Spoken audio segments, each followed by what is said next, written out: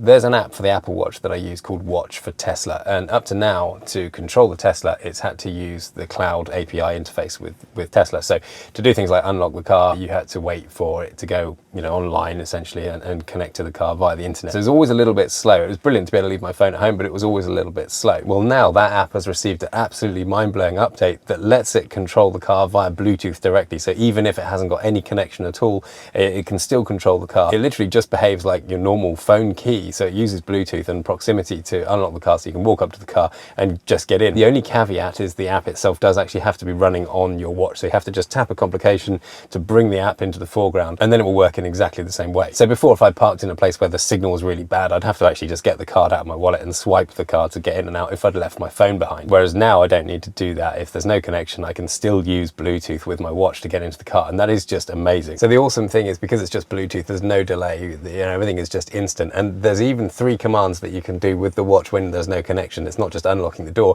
it's opening the front and opening the charge port as well. And you can also do that thing where it just pings the doors open, which weirdly on the Model Y here, my driver's side door doesn't actually work. It stays locked. It's like on the half latch. The other 3 doors are all fine. And of course, now there's the native Apple Music app in the Tesla, I don't need to bring my phone for music either. So the only limitation, as far as I can see, seems to be that you have to have the app actually open on the watch.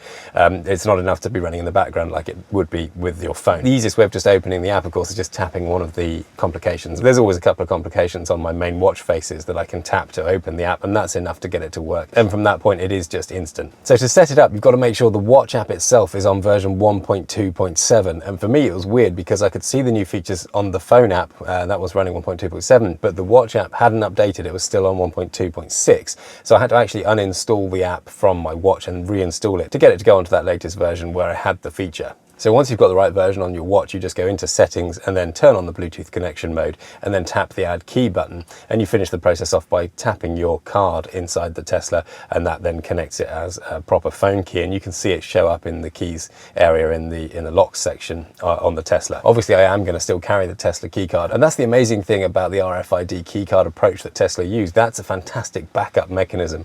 Obviously these phone keys and now the watch key, it's not something you'd want to rely on completely by itself. So you can keep the card in your wallet as a backup, and it takes up no space, and of course it doesn't weigh anything either. So there's 2 mechanisms to get into the car. Of course, if your wallet is stolen with the key card in it, you've got your watch as the backup, or your phone, and it works the other way around as well. So you've got that redundant thing, and that's brilliant to do this without any bulging keys in your pocket, which I think is just an awesome thing. This channel is going to be all about Tesla stuff, so if you're interested in Teslas, you're thinking about buying one, subscribe to this channel. It's going to be jam-packed full of all kinds of interesting stuff that you'll really enjoy. This is the first video on this channel, but I have got another main channel which is more broad. It includes some Tesla stuff as well. Check out this Model Y review that I did on that channel, and here's a couple of comments from that video to show you that it'll be worth your while. Definitely worth subscribing to that channel as well, and I'll see you there.